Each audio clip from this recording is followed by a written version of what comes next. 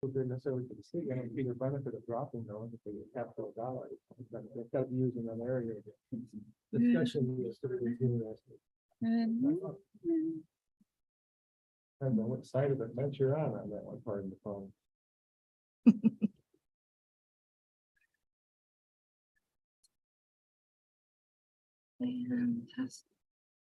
Good morning. Oh, just like you. Talking to myself and answering myself. It's all right. And look here, it's on 98%. So All right, I have 10 o'clock. I'd like to call the Isabella County Board of Commissioners Finance and Administration Committee meeting to order. This is a hybrid meeting, which means it's both held in person and electronic, but the board members who are here have to be in. It's required for the in-person board to be here if they're allowed to vote. So with that said, I will now move to the approval of the agenda. Anybody have any changes to the agenda? I would like to add one item to the agenda, and there's just a discussion on the Tifa, Mount Pleasant downtown Tifa. So we'll put that as a discussion item for the Mount Pleasant TIFA. Anything else? Hearing and seeing none, I'll next move to call to the public. We'll turn to the studio audience. Anybody here have any desires to speak? No. We'll now move to the virtual audience. Anybody? there's no one at this No time, delegates, Mr. something Chairman. like that? Okay. No, sir. And we will now close the public comment and move on to the first item on the agenda. That source one quote, I believe. Michelle, if you want to have it come up. Yeah. This is, as you've read, it's a very important server. It's our Replicate server, which is our backup software. And as you can see through all of it, it does a lot of good stuff for us. It allows, in the event of one of our servers going down, which right now we back up 2 servers, we're going to be adding to that. Our main servers are the PA trial court, criminal justice server, and it houses all those departments. And then the BSNA server, which houses all the other departments and gives shared drives. And what this software does is backs up to that machine and also sends that back up out to cloud. So we have redundancy, disaster recovery, and it will also, these backups spin up to virtualize. So we would have a virtualized server if one of them failed. And it's giving me a lot of peace of mind. And as time has went on, we didn't really quote this for trial court in the beginning. And so we had to add drives relatively quickly. It was a used server. We got it for relatively inexpensive. But now we need to make this more of a permanent fixture with a life of its own and last us for a long time. This server that I'm proposing will grow. It can actually have a NAS on it, network access storage on the side if it needs it, but I'm not even maxing out the drives internally. So we should be set for a while, and this will give us the size we have right now. So as I'm saying, we're pretty full because we keep the court recordings out there, everything. And I didn't really realize we were this tight until we actually moved to the new trial court PA server, and then it became really tight because those backups even bigger. Sure. So, and that's when I discovered this. So it was not something I could budget for back in March. So, because I didn't even realize how full we were. So, and we're doing fine. So my issue here is I went through Commission on Aging, and they have agreed to pay $5,000 for this because they are looking forward to not having to change tapes anymore. They're getting their own server. It's actually in-house. I just haven't got it live yet because I'm kind of waiting on the backup too, so it can go all at once. And then I've also got an agreement with trial court to pay the other for another $5,000. So that leaves the amount of $5,684 to be paid out of, talking with Nicole, it was either general fund or I'm going to propose ARPA funds, and that's because I had 3 projects last year using ARPA dollars, and this is, I gave back quite a substantial amount not using because we didn't need to, so we fell within our budget and we saved some money. And so I'm kind of proposing we could use ARPA dollars because of the savings. But that's up to you, Bernard. I'm just stressing the importance of this server going forward and keeping our county where it needs to be and protected as it should be.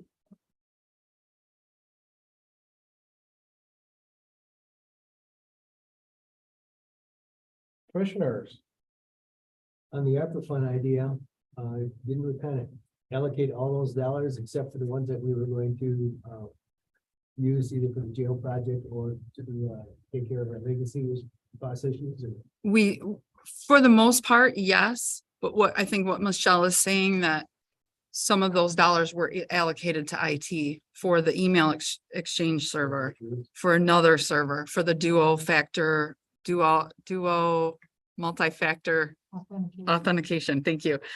Oh, I see. And she saved these monies that you see her, those were, the budget is ARPA dollars approved for her to use, actual is what she spent. And so she's basically saying she needs the 5684 and she saved over 10,000 in ARPA dollars already approved to be used towards IT. So she's kind of saying, could we get the board approval to use ARPA funds then for basically what, this where she didn't use it before.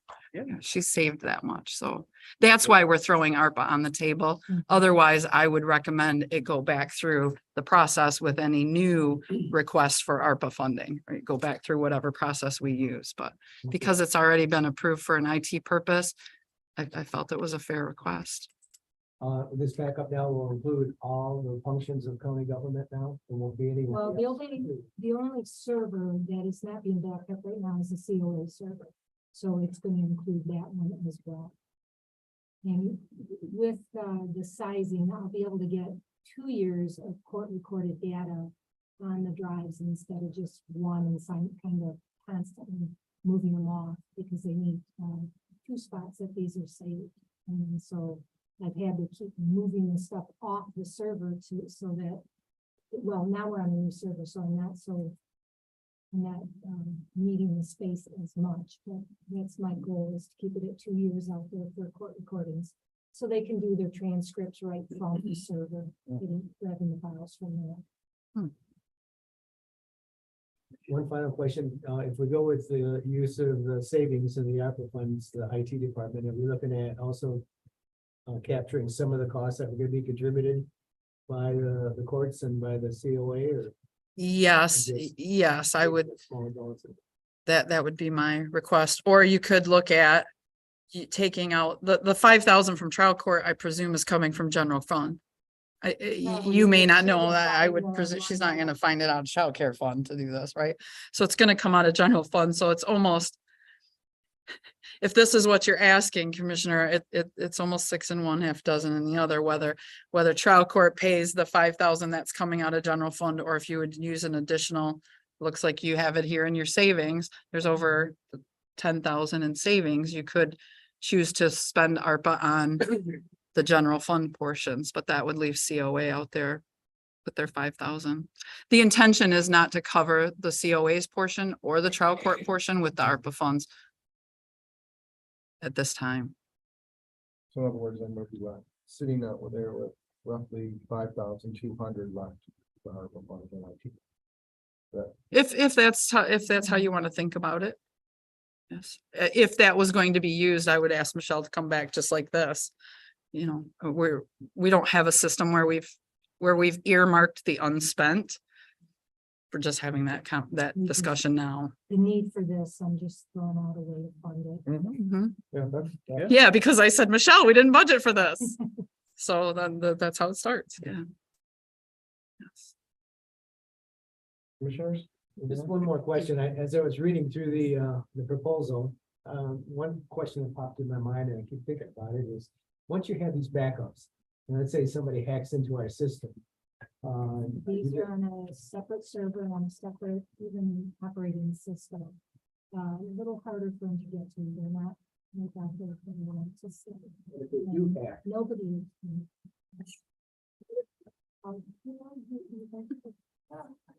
Then they go to the- it's just, I always have these fears. What if they hacked into a neighboring county system? So they go from They the, What get would to happen the there? City and it will come back to us. Yeah. so they go from the system the backup to the cloud? Is that how Yep, everything works? there's, it's dual, you know, there's double spots if backup, case in point, I also can restore from those backups. Just the other day, I had to restore a file. And it, you know, it's very easy. Yeah, I I'm very remember pleased with it. These the old school days of swapping out tapes and having to take them home and offsite. Yes, I- And that takes it back a while. And that, you know, and then you get into, like you mentioned, the dual servers and then one goes down and the other one kicks on. And that's still, that was even before the cloud.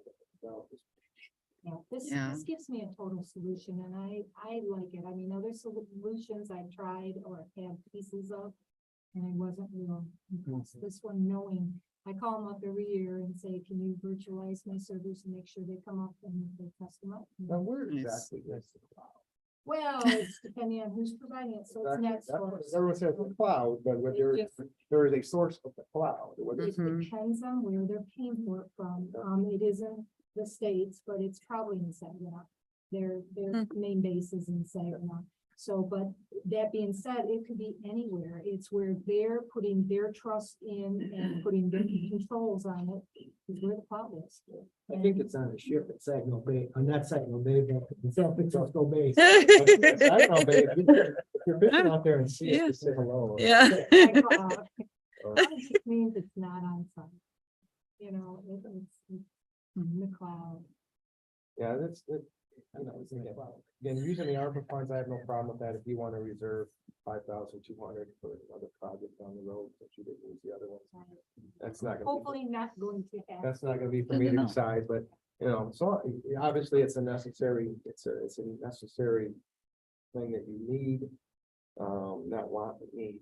And for me, it's pretty simple. I'll make the motion then that we move the consideration of approving the NetSource one quote in the amount of $15,684.50 to the work session next Tuesday. And I'll approve that. Any further discussion? The only thing I'll have to add is should we talk about how it's going to be funded in the motion or just leave it pretty general in case that changes? I will ask accountant Melissa Franquist to prepare a budget amendment for this, and so that will follow at the regular meeting now that we know how it's, and that budget amendment will show the 5,000 from Commission on Aging, the 5,000 from trial court, and the 50, the balance from the ARPA dollars. We'll Well, that has to be reflected in the motion then too. or- I think that your motion would reference that budget amendment, that numbered budget amendment. Off the top of my head, I don't know what that number is How gonna would you do be. that? But it would take board approval to do the amendment, so this will be perfect. We'll just have that Okay. at Well, the yeah, board. separate. Oh, well, you can make it all one. We'll roll it into that one motion if you're agreeable to that. Sounds good. Very good. Thank you. I Okay. think you Oh, still have we to have a vote. moment. There's no further discussion. All in favor, say aye. Aye. Opposed, the same? Okay, nice. Thank you. Now you're- Yeah, we'll keep it secure. Okay. Next, the recommended language was policy 101.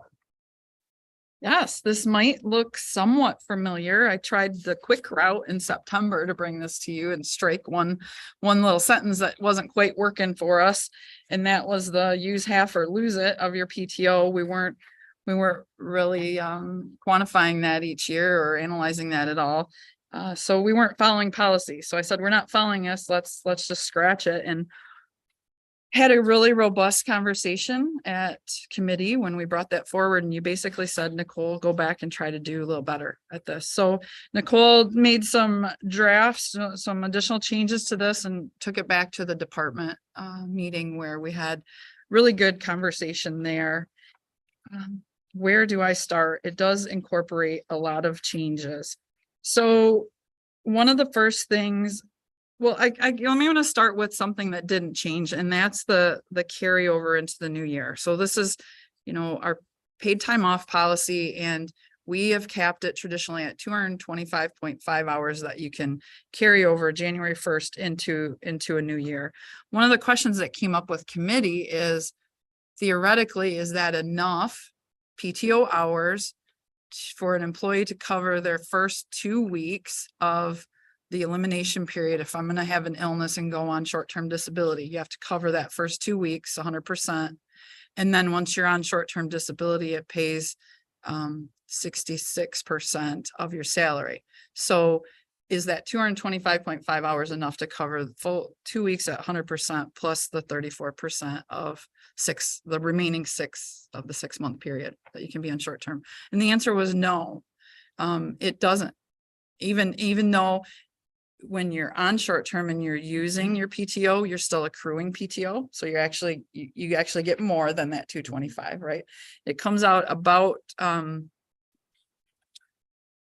260 hours was what you would need in addition to what you're earning through time. So at first I thought, well, let's just increase that cap and let's increase that carryover cap. But that really puts a lot of liability on the county, right? And how this gets brought out is every year in the audit, we look at what's called compensated absences. And it's a report of, if we close the door today, how much would we owe all of our employees for the time that they have on the books? If in part of that is knowing that our non-represented employees get to carry over 225.5 hours. If we increase that, our liability on each of those non-represented employees would dramatically, not dramatically, but it increased by those amount of hours if they had them to carry over. So how that presents in the audit is that comes up to a big number. And then in the audit document each year, we say, we're going to assign part of our fund balance to pay for that in case we close our doors and have to pay everybody out for that much. So when you look in our audit report, there's always a piece assigned for compensated absences. So I worried too that about increasing that liability, but felt that what the discussion was is we wanted people to have enough hours to cover that. Well, the discussion in departments, we really found raising that cap really confused a lot of other things, and really it didn't play out well, believe it or not. You'd think it would be a benefit, but it didn't really play out well. So if you've read the policy, you understand what we've struck that use half or lose it. We don't do that. We're striking that you're forfeiting, but what we're saying is, yes, we have payouts. We can pay out up to, it's 112 hours for non-exempt, 120 for exempt employees. We pay that out and then you can carry over. We're saying in addition to that payout, you can now have a bank of hours that could be used for a diagnosed illness. So yes, the 225.5 might not get you through that whole 6 months of short term, but if you stay with us and you contribute to this extra bank of hours together, those will get you covered. Okay, this extra bank of hours we're calling a personal wellness bank instead of a sick bank. We're saying that you could put a maximum of 37.5 hours into that bank every year. We're saying the uses of that bank are limited to when you have a diagnosed illness, as a diagnosed, but you're seeing a treating physician, right? You're seeing a doctor, they say you have an illness. We just want to see that note from the doctor. You can use these hours for that. The 2-week elimination period for your short term is a perfect use of those hours.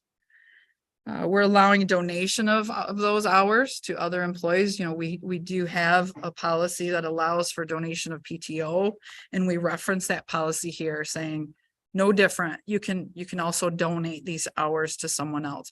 Now that policy states that those employees receiving that donation have to have that documented illness, right? We're not just saying you can go give it to someone else for any use. It's still got to be that sick use. What's unique about this, and I'm really excited about this, and I got really good feedback from the departments about this, is at separation from the county, you would get a payout of this bank. And depending on your longevity with the county, you would get more. If you were here for 5 years, you'd get 25% of what was in your bank when you left. And it progresses up. If you'd been here 10 years, you'd get half of it. 15 years, 75%. And if you've served with us for 20 years or more, you would get a payout of what's in your bank. Now, those are sick hours at that point, right? And MERS is going to ask us to define. If we come up with a new bank of hours, they're going to ask us to define it. These are sick hours. So generally, sick hours do not get counted towards your final average compensation for those of us still on defined benefit retirement, right? Sick is generally not included in that. So it's my intention, and we didn't talk about this at department meeting, and I apologize for that, but sick hours don't get counted towards your final average compensation, and these would be no different. However, it would be an additional payout at the time of separation with the county.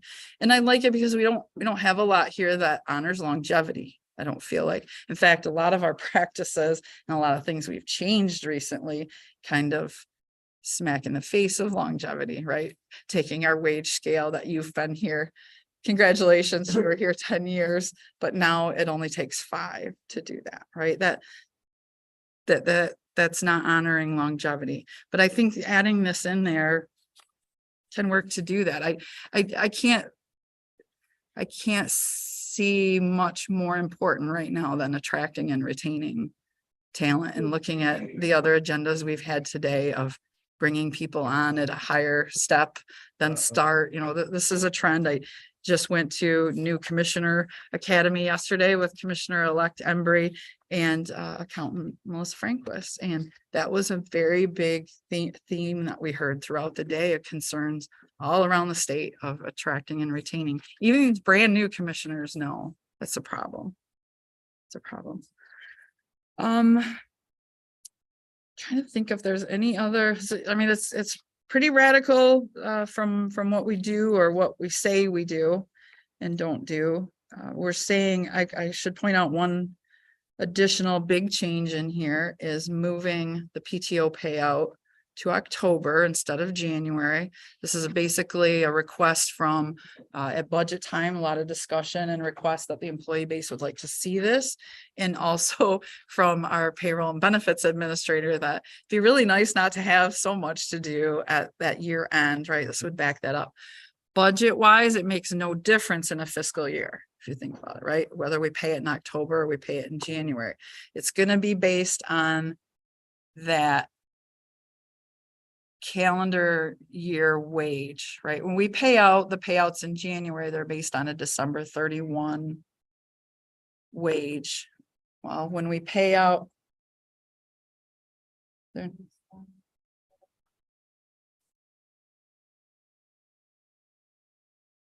no, I feel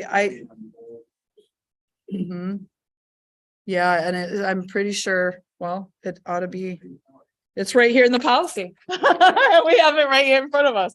So, yes, the employee shall be compensated for these hours in January, up to those maximums for exempt and non-exempt. Compensation will be based on the employee's rate of pay as of December 31st. So I'm suggesting in this policy that beginning with fiscal 2024, it's too late in 23, right? October's passed. These payouts will happen in January as scheduled. It'll be based on the December 31st pay, but I'm suggesting in fiscal 24, we move that payout to October. So we'll actually get 2 payouts, if you will, in 23, one in January, one in October. That one in October is probably going to be pretty small because we haven't earned, there might not be those traditional payouts, I suppose. I'm thinking that through. We won't have that last quarter to earn, but it seems to be everyone's desire to switch that back. Budget wise, it won't make any difference. And I'm suggesting that we stick with the September 30 then for the compensation date, paid October 1-ish. Well, that makes sense. It was a long discussion at department meeting, a great discussion, but and I really appreciate everyone's input. I really appreciate the process. I felt like at first we weren't following policy, so we need to change policy if we're not going to follow policy. And I brought you something that just struck, it was easy and it just struck a sentence and it didn't really do anything else. I love the process where you say, Nicole, take it back, do better, because the departments made it better. It was really a robust conversation, and it was hard. It was a hard conversation because some of us see things from a different way. And I think a lot of us were trying to say the same things, but we just hung in there with each other until we communicated well and figured it out. And I think we have a better policy that the departments support, and I hope that the board does too. I'll start off with that. Excuse myself. This, I mean, this is fun. I mean, like you mentioned, it's very good. This is stuff that employees use. It's not like we're being handed to, they have to work for this. 75 to 80, I'm just reading here, 75 to 80 hours is considered to be full-time. We're doing it bi-weekly, so every 2 weeks. Mhm. Looking at the rate up to 8.66 for non-exempt, and then it exempts at 9.24 hours per pay period to provide weekly rate, they get the PTO time. And that basically allows them to have some sick days covered down the road, so it makes sense. I mean, back in the previous days, you'd get 3 weeks with 8 hours or 16 hours of vacation time.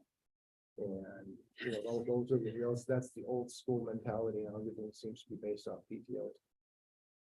Mhm. And so it sounds like that's all these numbers thrown around versus the 3 weeks and 16 hours. So that makes sense. And it's earned. It's not like they're being handed to, they have to work for it. I mean, I shouldn't say that. But You have to show up. Yeah, you have to show, and it's something that it would be very frustrating to lose that. And, I earn that and lose it now. I can see the frustration building up. And some people don't like to take don't like to take vacation time. You have extremes. People build them up, and people that I have 0 left, and it's only, Mhm.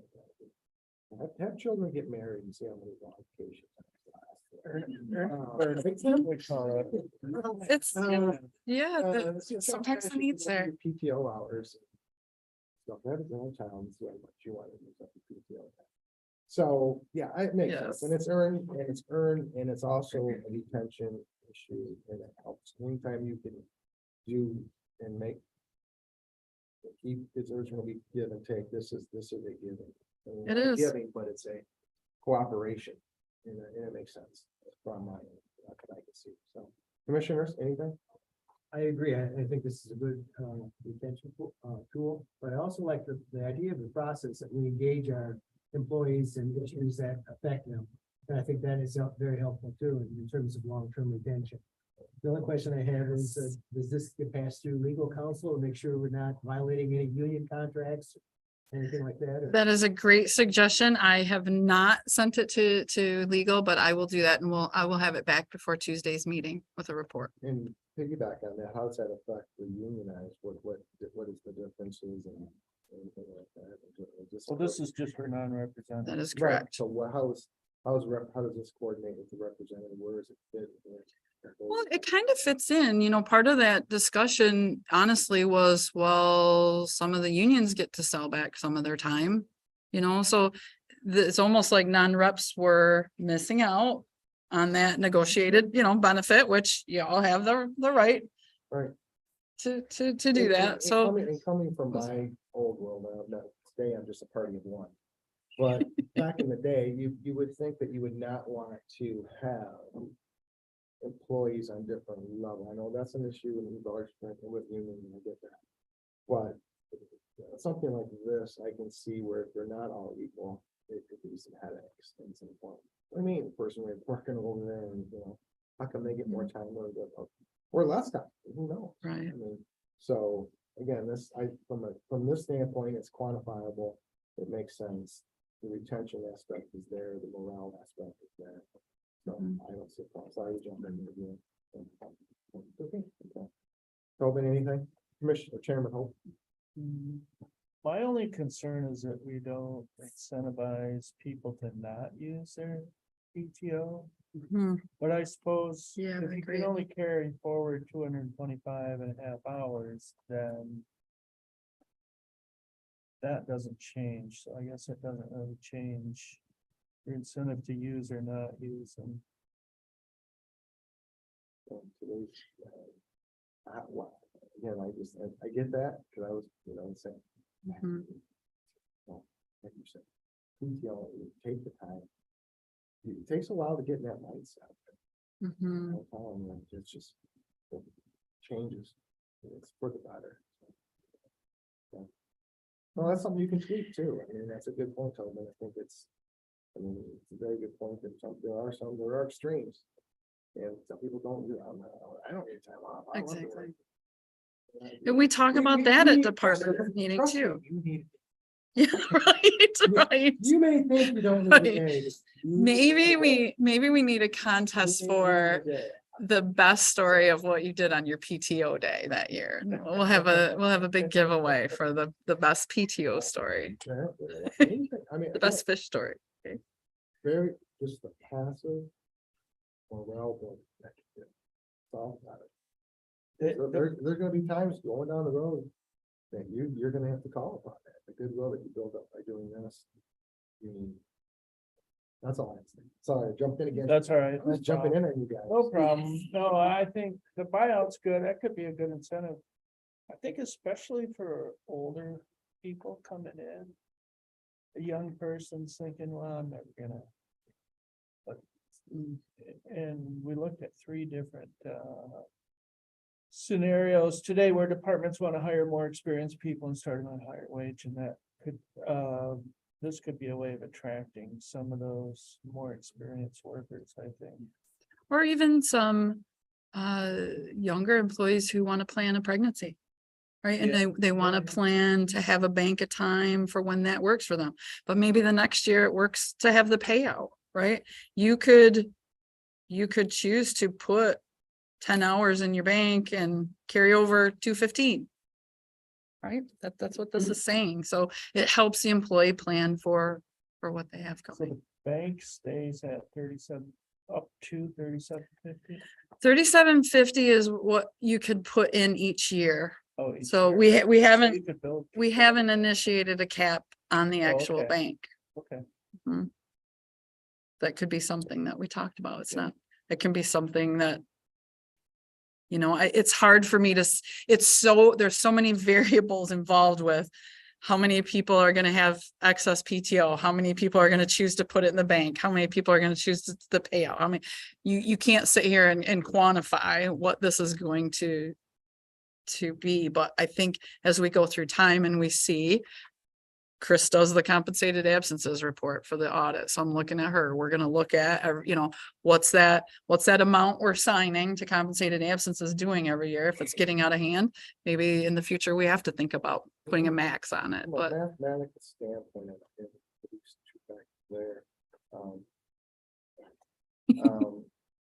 You mentioned the banking and everything, we have to budget, we have to keep the budget line item or whatever, the fund balance for that. Mhm. That's gotta be a nightmare though, to get everyone organized. it's a point in time. This is not, you don't keep it rolling. We do it as of September 30 every year, But so yeah, it's a point in time, But so that it's helps. like, say I have, say for instance, you can just look at, I have 10 years of service, let's say we got it. Jerry has what, you're going in your 8 years, and your 8 years, you guys come on the same time, I can't remember, did you come on no, 6? Jerry was 8, here 6, before I right? was, yeah. Okay. And so if I donated 8, Tobin donated 8, Jerry donated 8, and that's like a term. But we could be at different rates of hours, dollars per hour, that makes sense, so if I'm making. So how does that calculate if I? Every year in that spreadsheet, we have to update what the Yeah, employees I guess that make. would- I guess that would be. if that's good one- what good you're- one Snapshot in time, and if I've got 20 hours at $15 an hour, right, is that how it's calculated? Mhm. And then Tobin's got, Tobin, don't make more. So Tobin's got, what, because he gets that extra 500. Mhm. Chairman. This is how hypothetical.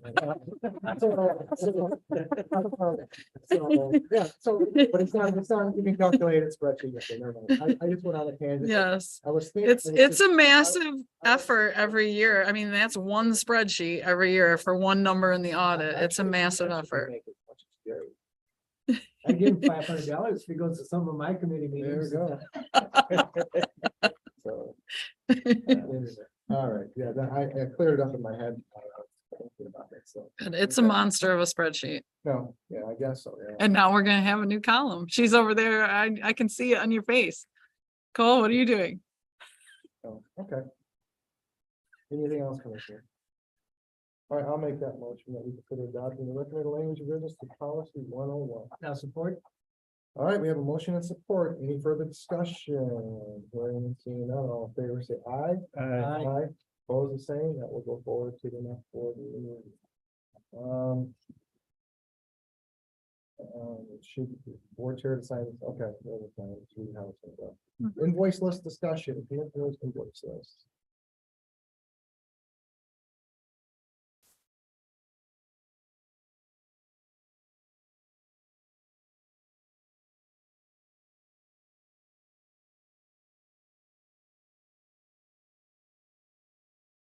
I looked at it again and still don't have any questions.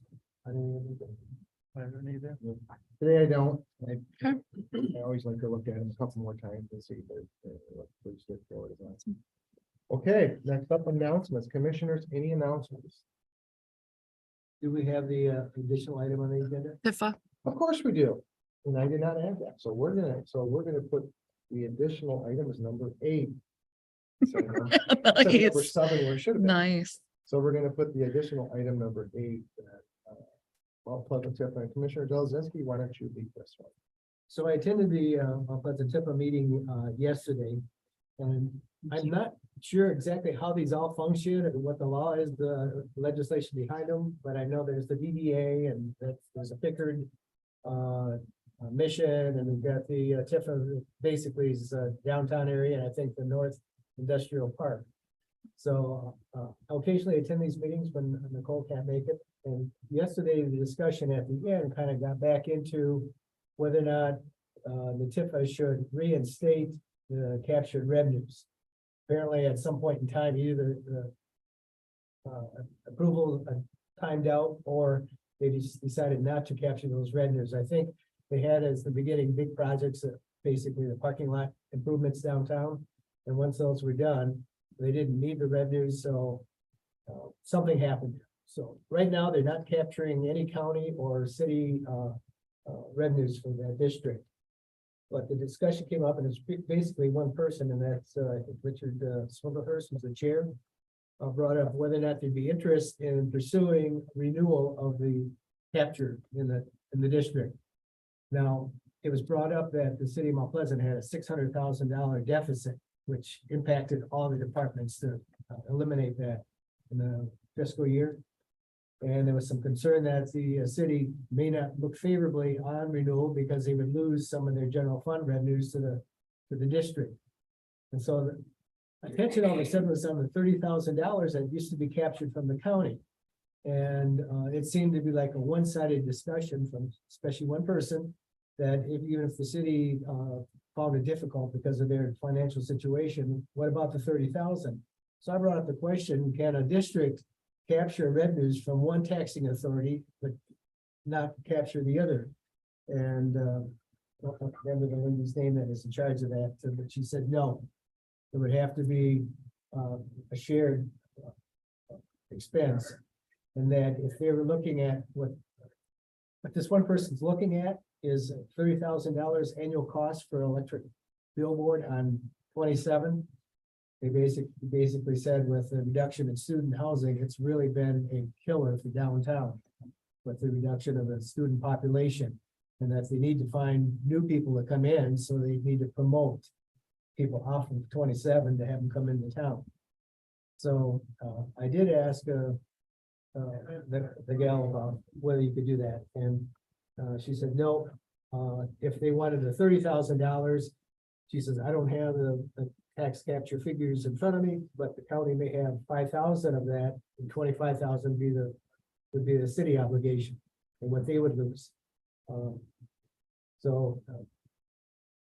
Kind of what's been in the back of my mind is, if this is their project, I know we have CMU, we have the tribe, they're really promoting, and we have the Tourism and Conventions Bureau, that's their main responsibility. We have the Chamber of Commerce. Are we duplicating efforts? And knowing, and I brought up, I said, the county's financial situation is such that we're going to have to look at reducing costs or coming up with new revenues. So this might be a hard sell. And I think this is something that I believe would have to come back to a vote of the county board Yes. and the city council. Well, they did they said, well, let's go ahead and canvass the city council to see if they'd be open to that because of their financial situation. And I'm thinking, well, I'm gonna bring it up at, finance administration tomorrow and just let them know that what's being considered. So I just want to throw this on the table. This is something that, apparently is being considered. I think it's being driven by one person. I don't know where it's gonna go at this point. I think if it came up for a vote, if I was there and not, goal wasn't there, I'd probably not vote in favor of it, but it's something that I need to ask some advice from the full board. We had, when I was last year, when I was chair, we had an issue with the DDA, that again, they're similar, okay. Union Township. And also I learned over the years, I picked up enough not to be dangerous with it, my knowledge. But to understand, depends on which side of the fence you want to argue on tax capture, okay? There's a lot of nuances involved with tax capture, people think that they're want to help out with a millage or something like that, for the school amounts on that tax capture, and that money doesn't go. Detroit Zoo, for instance, notorious in the Detroit area. People thought they funded a zoo, well, a lot of that was getting captured and they'd go to the zoo, but that's beside the point. I guess my thought on everything, it also has to do with when that tax capture first came into place, whether they have to go to the governing body to approve that again. Okay, if it was something implemented before the approval of governing body, then it doesn't matter what this group does. It's hey, take our money, we don't care, okay? We don't have that choice. But if it happened afterwards and they have to renew, like say they want to start a new one, then it comes with our approval. I think there's, again, I'm getting to my danger zone. So You're doing great. yeah, it's a situation where tax capture to me takes away on certain aspects that county would love to have some of that Union Township coming back in, okay? But I represent Union Township, and the Commissioner Engler was here, he would be doing it January 1. It's good for the township to capture that. So I walked that fine line there when, last year, and that's come, I kind of got some brought up to speed more on that, so. Tax capture, like I said, there's pros and cons to it depending on which side you are, and you could just, I could say, switch and start arguing the other side. The gentleman you mentioned, he's passionate about that type of one. And that's good for the community, and someone's passionate in regards to that. And as far as the tax capture goes, there are sometimes when I think the article I read in the paper several weeks ago saying they had quite a large amount of dollar, everything that they captured in the one district, the industrial, I think the central Michigan technical area, everything they were capturing had been paid. Yeah. So they said, why do we capture money? It's already been paid. So that's what, but there's different tax capture districts. Okay, so that's just that area. If you want some other areas, I think North Industrial, I think that's why I was on the board at one time. Not because I was a board member, I was actually because of Downtown Drugs had a building, or the operation had a building over an industrial park, and I represented that area as far as a business person. So again, that area was capturing very little tax capture at that time. But yeah, it's an interesting, that whole concept is an interesting municipal issue. And you can argue it's good for that good for the group that's capturing it, Just good for, but it's also, you think that's good for them, but it's also bad if you have to cut. And if it doesn't go into your general fund and you have to look at cutting programs and stuff like that too, because you can't get that tax capture money. so that's one of the things we do at budget time every year, right? Is when we figure out what are we looking at for taxes? Right off the top, we have to say what's gonna be captured. It's about 4%. It's about 4% of our total tax that our operating levy gets captured. The good news is when we figure that there's no capture districts up in the turbine territory. So we kind of segment that out. They tried that, they'd have to go to this board to approve. Absolutely, Because yeah, of absolutely, legislation, I believe, right? absolutely. So Yes, they would. And that getting back to you, if the board, why would the board? Yeah, you don't need that, go ahead and take it. Yeah, We don't need 10 more jail cells or whatever. You just got. and then that's what it comes out to, right? It's over $500,000 that gets captured every year out of our general fund just general fund, and it also gets captured from parks levy. It also gets captured from the Commission on Aging levy, gets captured from, whatever the original thing said it could capture. Again, it's always good. There's two sides to every argument and both sides have very good strong points. Mhm. And that's- And it's, go ahead. I was just gonna say in terms of, I was wondering if Tifa hasn't captured funds in a number of years, why does it still exist? Well, it did improve the parking lots, really nice parking lots in the downtown area, but they did get some grant funding that, they got some 2% grant for some kind of interactive mural that's still being worked out. They still have some small grants available to the downtown merchants for facade improvement. For fire suppression, because if you're looking at apartments above storefronts and all, and I think there was one other area, but they're small dollar amounts. The big thing that probably is, besides that interactive mural, is they do mow the North Industrial Park. And that's about it. So right now they're struggling. There's 7 positions and there's only 4 of us that are active. So you have to have everybody there to have a quorum. Nobody has an interest in joining because they're really not doing anything other than maintaining the status quo. Thank you for attending that meeting, by the way. It sounds like you were somewhat put on the hot seat, and it sounds like you represented us very well, so. I looked at it and said, I suppose the county's gonna be against this. And I said, well, not necessarily. Yeah, it was interesting when I was on it. Like I said, I represented not the county, but they had. Well, like, throw me into it, like, really? Okay. Well, to be honest, we look long-term, we're forecasting now, and that's one of the tools in the toolbox that, I didn't want to think about that day, but someday that was going to get thrown out as this is a tool you have. When these agreements come before you, you have a decision to enter those or capture districts or not. So you do have to think about that $500,000 every year that we do send to those capture districts when those opportunities come And up. that's different than tax abatement. Yes, it is. Yeah, that's very different. Tax The whole- abatement is a specific to usually a company saying Right. you can come in and pay half of your taxes for up to 12 years because we want you to come in because we value year 13, 14, 15, 16, 17. We understand getting that taxable value in our boundaries is what's going to be successful down the road. On the flip side, I guess if they accomplish their goals and it does result in sustaining employment in the area, increasing the number of residents we have, that can work for the advantage of the budget too, but. You're having your own internal debate with yourself. Yes. You saw me. Yes. Yes, it sounds like they've already been successful in that regard, though. Yeah.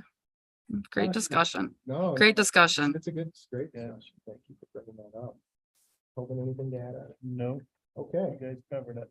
okay, then we will move on then to, let's see where I'm at, that was after the announcements, so now we'll move to the public, anybody in the public. I have a question. Can I make a comment? You mentioned the form that you built policy on separation. Does that change from what it was? We talked about at retirement in the department meeting. Separation is a little more open because, and the reason we did this is because recently we've defined retirement in some of our healthcare documents as reaching 55 years of age with 10 years of service. It's a definition of in our healthcare plan, so that if you separated with us or retired from us with 10 years at age 55, you would be able to stay on our insurance. Of course, retirees pay the full cost of that insurance, but that was what was decided on healthcare for a definition of retirement. So we felt like saying use at retirement with only 5 years of service was the wrong thing to say. You can't retire from us with 5 years, right? That doesn't fit the definition. So we just changed it to say use at separation, because that could include retirement or term. If you've given us 5 years, you've earned it. You don't have to give us your whole career, right? But thank you. Yeah. For doing that. No, that was my thought exactly on that. Great. Similar thought. There could be people that could retire, but then when you get this, And this is an incentive to the employees. Yes. So why not just open it and PTO Yes. is on separation as well, or Yes. at a Retirement, yes. Yep. So it was just kind of an afterthought of the department meeting, just to be consistent with those other practices that we have in admin. That was my only question, and my comment is, I appreciate that this is coming on. This is a big thing, I think, for the employees. This is something that is great for attraction, entertainment. We struggle with that, as I said, Mhm. with the earlier meeting where we are bringing wages up for Yeah. certain employees, starting at different levels. And we're gonna battle with that for years to come, I think, as a town. So any little, I mean, the wins, I think I said this to you before, Nicole, the wins this big for the employee masses, where they're not losing PTO hours or losing something at the end of the year, they can bank it for other specific uses. I think it's a huge win for the employees, something that I think the employees will absolutely love, and hopefully help us with our marketing to attract other employees. I think it's a good thing, right? And just for the record, for the tens of thousands that are listening, that was Tim Newport speaking. Anyway, anybody else? All right, anybody on the virtual? There is not at this time, Mr. Chairman. I'm gonna switch back to announcements again, because Tobin Hope says I can do that. That, maybe we should. On item number 5 here on the, for the non-resident, I mean, again, this is me thinking out loud for the paid time off the piece. So see how this compares to our other unionized employee policies. I don't know what the other board commissioner would think, but I'm sitting here thinking, well, I'd just like to see if we have this for a bulk of our employees, what Elvis policies do we have?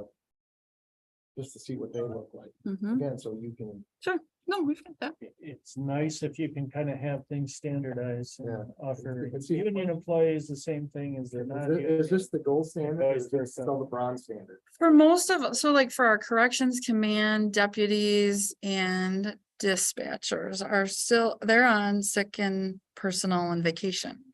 Right? They never moved to the paid time off.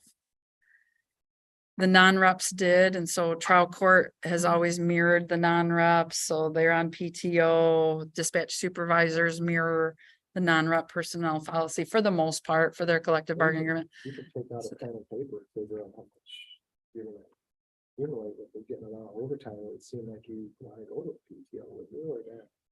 How would that, again, I don't want to do the math on it because it would hurt my head. It would seem like I can say, one big thing, and it's that MERS defined benefit pension piece.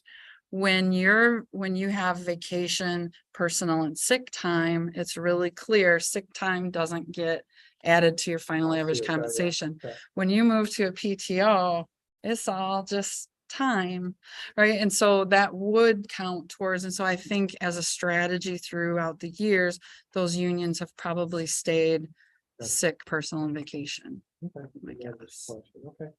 I thought I had one other thing, but I can't remember, so I'm just gonna close it. Anything else, commissioners? All right. At the call of myself, I will adjourn this meeting at 10:15.